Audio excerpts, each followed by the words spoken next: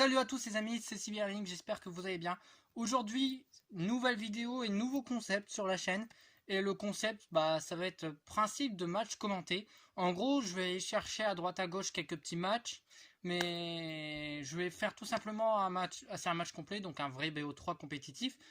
Je vais mettre mes propres commentaires. Et puis, dire ce que j'en pense principalement. Et puis, voilà quoi. Pour aussi vous faire profiter exactement de la méta, de voir un petit peu comment jouer quelques decks, etc. Comment les contrer selon vos points de vue en même temps. C'est un petit peu de l'analyse en même temps et ça sert un peu à tout et à n'importe quoi. Allez, maintenant, avant toute chose, je tiens à vous préciser que la vidéo que je vais faire aujourd'hui et que le match que je vais vous montrer, ça va être un match qui sera du tournoi quotidien de Yubel Yuki. Donc le logo avec sa chaîne, c'est juste là. Je mettrai également le lien de sa chaîne dans la description. Et comment on fait pour s'inscrire dans ces tournois quotidiens? C'est très simple. Il faut juste rejoindre son serveur YouTube, enfin son serveur Discord, pardon, excusez-moi, qui sera également en description, ce petit lien. Et bien évidemment, quand vous irez sur ce Discord, vous pouvez vous attribuer un rôle. Donc il y a du Yu-Gi-Oh!, il y a du League of Legends, il y a du Among Us. Bref, il y a plein de jeux qui pourraient vous intéresser forcément peut-être. Et puis vous n'aurez qu'à vous valider votre rôle pour accéder aux différents salons. Et pour être accédé au salon Yu-Gi-Oh! Le mercredi, dans Annonce Tournoi, ils vont vous balancer une petite annonce pour dire que les inscriptions sont ouvertes. Il faut juste envoyer vos decklists au privé comme c'est indiqué dans les annonces. Et puis vous aurez généralement jusqu'au samedi, samedi soir à 23h59 pour envoyer vos decklists et de valider votre inscription en cliquant sur les mottes sur l'annonce. Sinon vous ne pourrez pas y participer. C'est généralement des tournois sur Edo Pro, mais il se peut que de temps en temps ce soit sur Dueling Book comme il l'a fait la dernière fois. Et ça dépend exactement ce que attendent ses abonnés et les participants, quoi. Généralement, c'est un petit vote et beaucoup préfèrent sur Dueling Book, mais je préfère également Dueling Book. Sauf bien évidemment pour apprendre certains decks, je préfère largement Edo Pro. Donc c'est pour ça que pour l'instant je fais plus de compétition parce que je préfère investir et m'entraîner sur les decks actuels, on va dire. Et puis voilà quoi. Donc on va pas tarder à commencer à regarder le match. Donc on se retrouve tout de suite pour la vidéo. Les amis, désolé, je mettrai pas le match en complet parce que premier temps c'est long.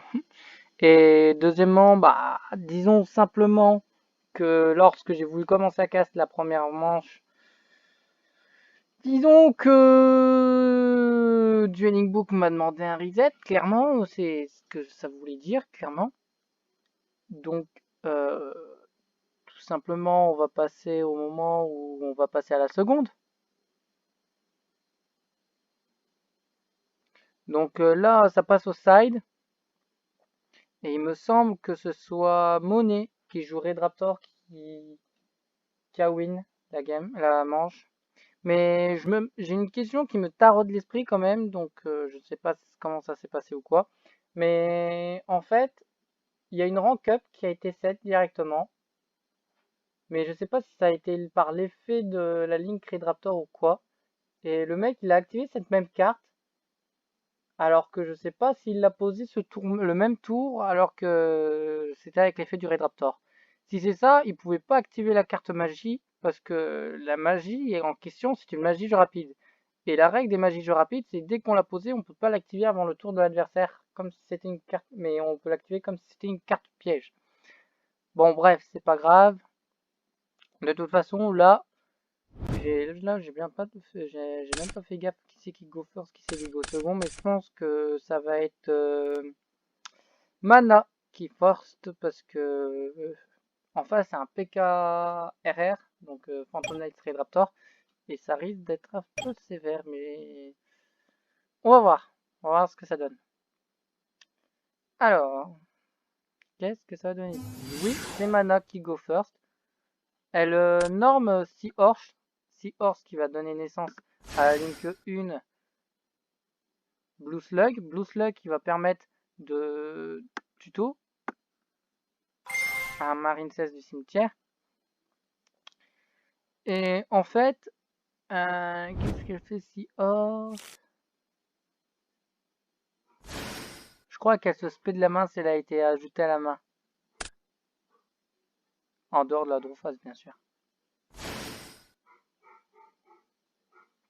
Après, on a Sea Angel qui va pouvoir tuto le terrain. Le terrain qui, tant qu'il y aura Crystal Heart, bah, en gros, bah, ces Marine 16 vont être protégés. Là, il y a la hache qui proc. Donc, on pourra pas faire éventuellement le Sea Angel. Du coup, ça va passer en Link 2 pour sortir Marble Rock. Non, Coral Anemone, pardon. Et elle va reborn grâce à Coral Anemone. Qu'est-ce qu'elle va reborn? Je pense qu'elle va reborn Seahorse, ouais. Ensuite, il va activer le terrain. Elle l'avait déjà en main. Ça, c'est super cool. Avoir Battle Ocean en main de départ, c'est assez bien. C'est très cool même pour Marine 16. Là, on passe en Link 3, on fait Marble Rook. Marble Rook qui, elle va cibler un Marine 16 dans le cimetière et l'ajouter à la main. Donc, elle va réajouter Seahorse. Effet de Seahorse, je pense qu'elle peut le faire, je crois. Et elle va encore se respect. Et en plus, elle va remettre des magies d'équipement Marine 16 depuis son cimetière. Et elle va gagner de l'attaque. Sauf si Seahorse une fois par tour.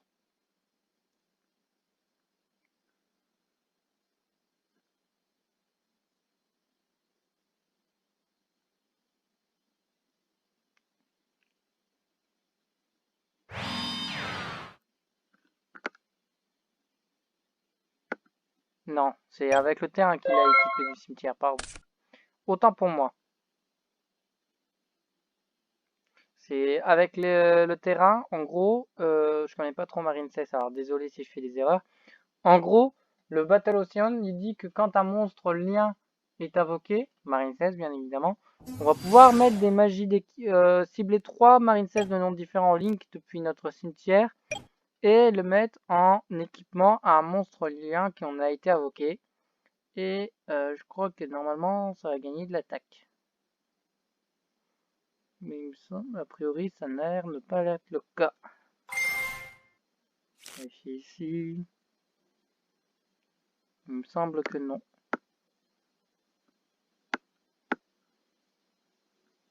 Donc là, du côté de monnaie, c'est Vachening Glenius qui est énorme. Et quand elle est énorme ou spé, ça va invoquer spé un Redaptor de niveau 4 ou moins depuis la main. Ça va invoquer Hill Eagle. Donc aigle sauvage ou autre.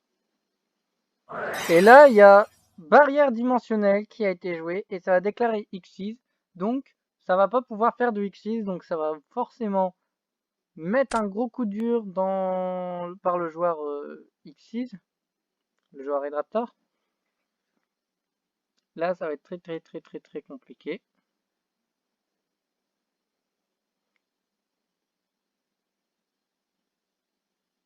On ne sait pas comment ça va s'en sortir ici.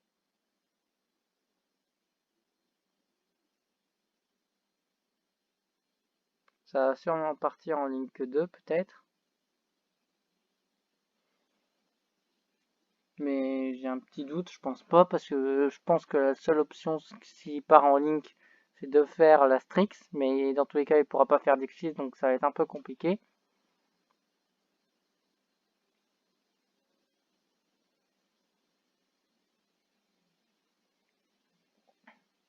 La seule bonne option qui serait bien, c'est qu'il arrive à faire Bardiche et de se protéger avec peut-être Fogblade s'il en joue. À la rigueur. Non, ça va une phase. Ça va une turn, donc la barrière dimensionnelle qui défonce et qui détruit le Red Raptor. Red Raptor ou avec Phantom Knights. Tant que ça pas go first, le mec en face ou la personne en face va, quoi qu'il arrive, peut-être potentiellement avoir des negates, peut-être potentiellement niquer les combos, donc forcément il va avoir un moment donné où il va avoir des gros compromis.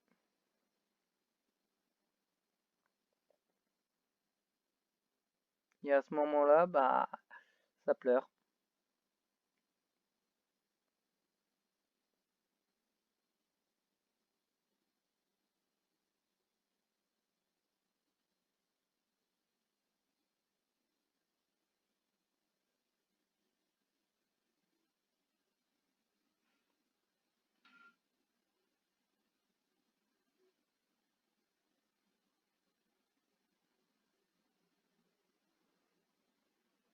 Qu'est-ce que ça va faire du côté de mana?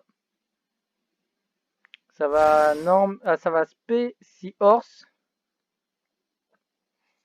Vu qu'elle contrôle un monstre marine 16, elle va pouvoir la spé depuis la main. Qu'est-ce que ça va faire ensuite?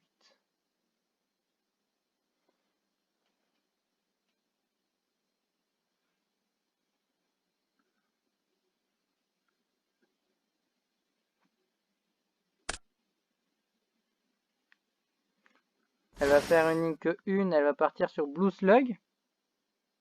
Effet de Blue Slug pour se faire ajouter à la main un monstre marine 16.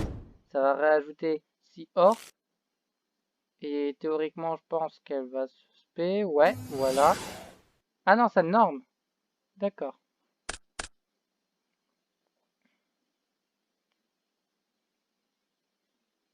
Et là, ça va partir en ligne que 2. Ça va faire comme tout à l'heure, Coral Anemone. Ou peut-être Crystal Heart. Là, je sais pas. Je pense que ça va plus partir sur Crystal Heart et tenter d'OTK.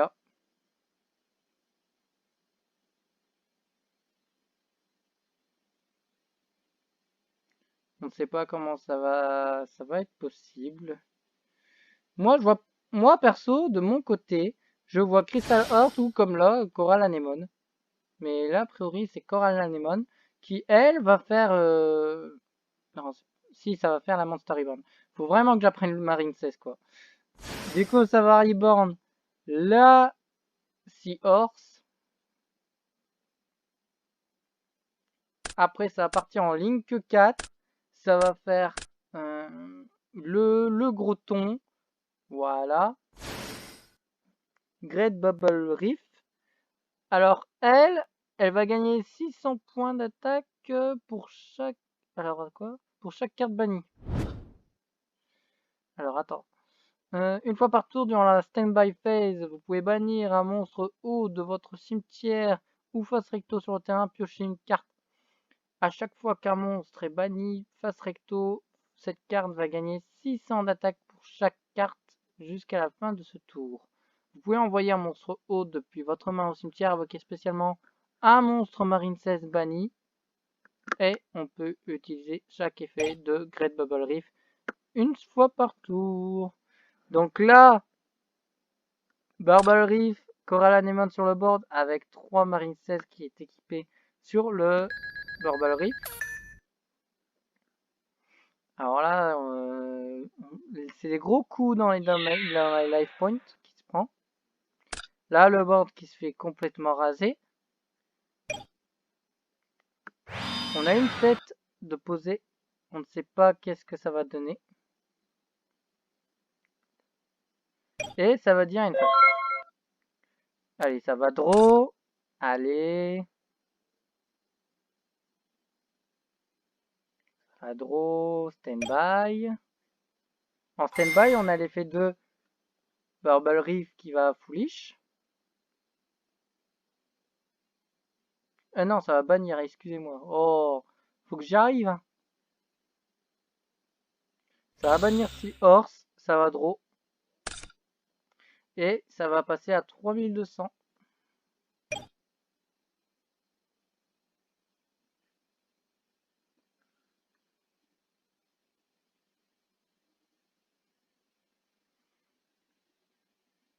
Ah oui, et le terrain c'est le terrain qui fait le buff d'attaque. Donc c'est 200 points d'attaque d'habitude pour tous les Marine 16, plus 600 points d'attaque pour chaque monstre Marine 16 équipé au monstre invoqué dans la zone extra. Donc 6, 1002, 1002 et 1008. 1008, 2004. 2004 et 2006, ça fait 4000, 4000 et 4200, ça fait 4200. Donc là, 4200 d'attaque, ça va être très dur à gérer. Ça fait déjà 2200. Bon, voilà. On a le Mimikyu Linus qui a été énorme. Quand elle est énorme ou spé, on va pouvoir monter d'un niveau les Redraptors.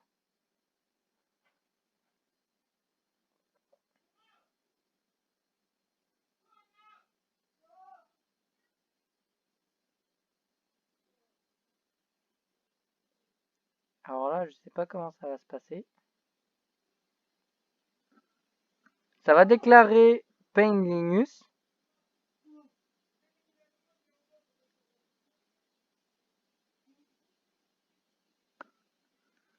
Qu'est-ce que ça va faire, Pain Linus?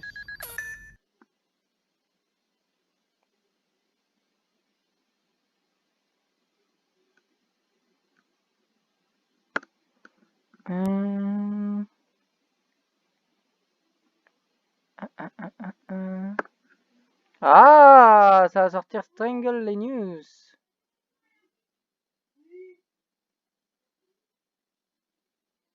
Quand on contrôle un monstre dark, ça se spé. Yes. Donc là, ça va partir pour la Force Strix. Force Strix qui va permettre forcément de tuto. Bête et les ténèbres du deck à la main. Donc généralement, on va tuto la Pigrèche chantante. Qui, comme on contrôle la X-Cheese, on va pouvoir le spé de la main.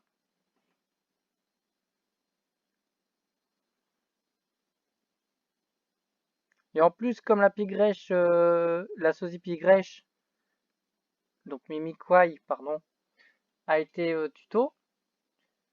Disons que Mimikyu va pouvoir tuto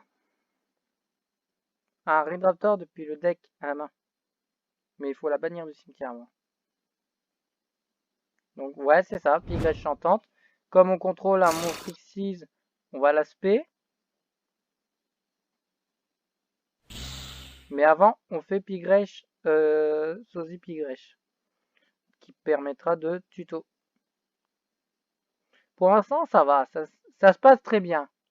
D'ailleurs, si vous avez d'ailleurs un match que vous voulez m'envoyer, une single par exemple, parce que là j'aimerais bien faire que des singles.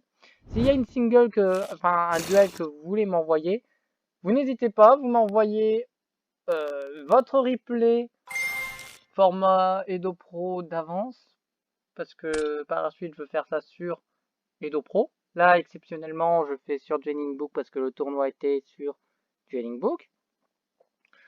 Mais principalement, principalement, envoyez ça en privé sur Discord, que ce soit sur mon serveur ou que ce soit sur ma page Facebook. De toute façon, tous les liens seront bien évidemment dans la description. Et ce sera avec volontiers que je ferai ces petits matchs commentés. Peu importe si c'est contre des noobs ou autres, enfin des noobs contre des joueurs débutants, ou autres. Tant que c'est un match, moi je peux voir ça, c'est sans problème.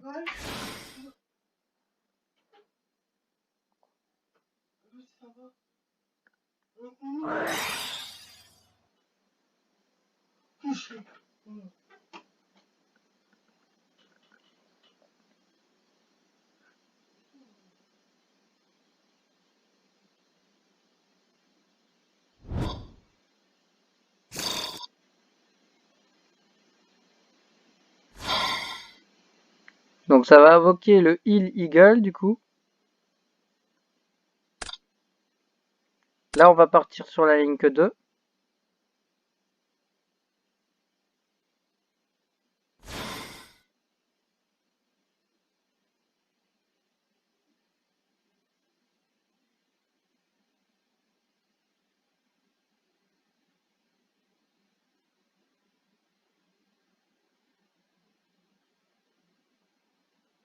Donc est-ce qu'il va faire la même erreur que tout à l'heure? À savoir qu'il va poser une rank up jeu rapide, alors qu'il l'active juste après, enfin dans le même tour, alors que il n'y en a pas le droit. faut que je vérifie, mais... Ah, d'accord, non, j'ai rien dit. Autant pour moi. Il pouvait la faire. J'avais oublié.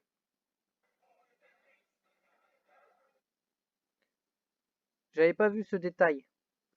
Étant donné que il a activé une rank up magique jeu rapide grâce à l'effet de Wild Strix, il va pouvoir l'activer durant ce même tour. Ok, j'ai rien dit.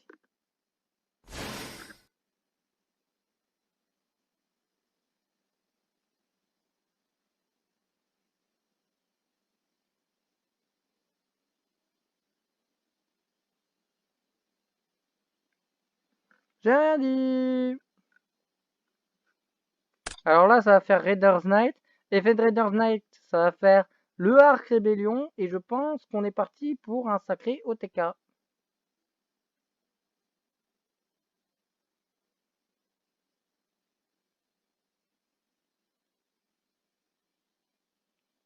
Parce qu'avec l'effet du Arc Rébellion, ça va détacher, annuler les effets de toutes les cartes sur le board. Et en plus de cela, ça va augmenter son attaque. Et c'est Marincess Wave qui a été activé. Quand on contrôle un monstre Link Marincess, en ciblant un monstre sur le terrain, on annule ses effets. Eh ouais! Et comme on a un monstre de lien 2 ou plus Marincess, ça va annuler les effets de tous les monstres face recto Enfin, tous les monstres face recto qu'elle contrôle seront inaffectés par les effets de cartes adverses jusqu'à la phase. Et si elle contrôle un monstre lien 3 ou plus Marincess, elle peut activer cette carte depuis la main. Ça, c'est cool. Donc là, pour le coup, bah, Raider's Knight, il est un peu dans le bah. Pourra pas faire d'OTK.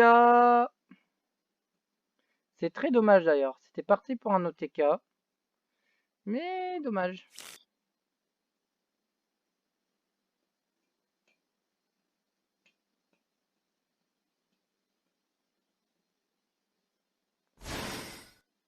Ah, que se passe-t-il? Elle peut pas la faire, je crois.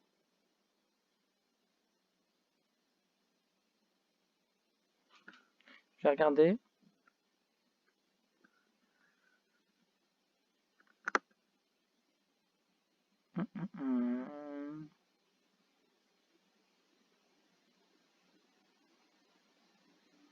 D'accord.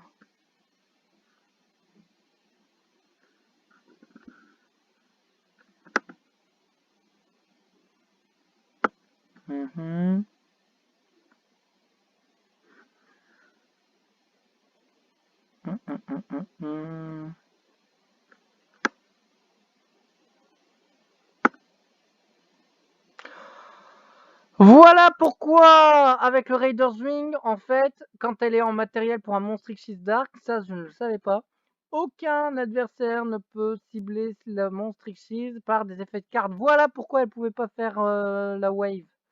D'accord, bon, je comprends mieux. Bon, bah là, il y a Arc Rébellion. Bon, bah là, le taf, il va être fait, c'est clair et net. Donc, il va faire sûrement effet de Arc Rébellion qui va détacher 1, qui va gagner l'attaque de toute l'attaque des monstres sur le terrain. Et là, ça va faire un peu mal. Parce que là, il va avoir un peu une très grosse attaque. Il va taper le Marble Rock. Et je pense que c'est parti pour OTK. J'ai juste calculé pour éviter de dire des conneries.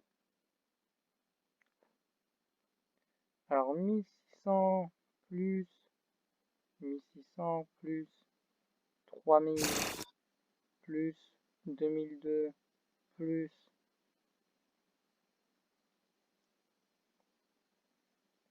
allez, je vais dire 2800 3002 3002 et 600 3002 et 600. Oh, j'ai du mal à... Ah là, plus 3000, pardon. 3000 et 2600. 5800. 14200 d'attaque qu'il va avoir le Arc Rébellion. Ah là, c'est clairement l'OTK. C'est sûr. C'est sûr, c'est sûr, c'est sûr. Voilà, l'Arc Rébellion est déclaré. 14 800 d'attaque. Ça va faire mal. Et en plus, les effets de tous les monstres sont annulés. Donc, les Marincess, enfin, la Link 4 va retrouver son attaque d'origine, je crois. Non, elle va pas annuler elle va pas retrouver son effet d'origine. Elle va juste enfin ses points d'attaque d'origine. Elle va juste avoir le buff d'attaque grâce au terrain. Mais sinon elle a perdu 1200 d'attaque. Donc quoi qu'il arrive, de toute façon quoi qu'il arrive, c'était OTK clairement.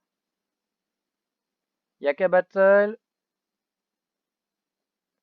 et à finir avec le duel.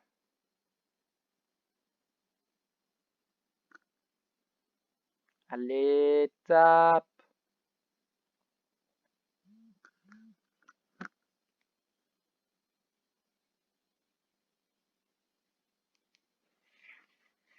C'est le moment de taper, taper, taper.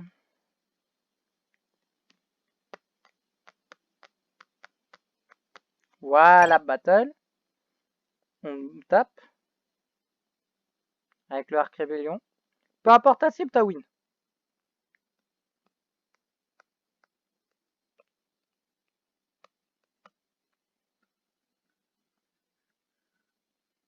Voilà. Et c'est la win normalement.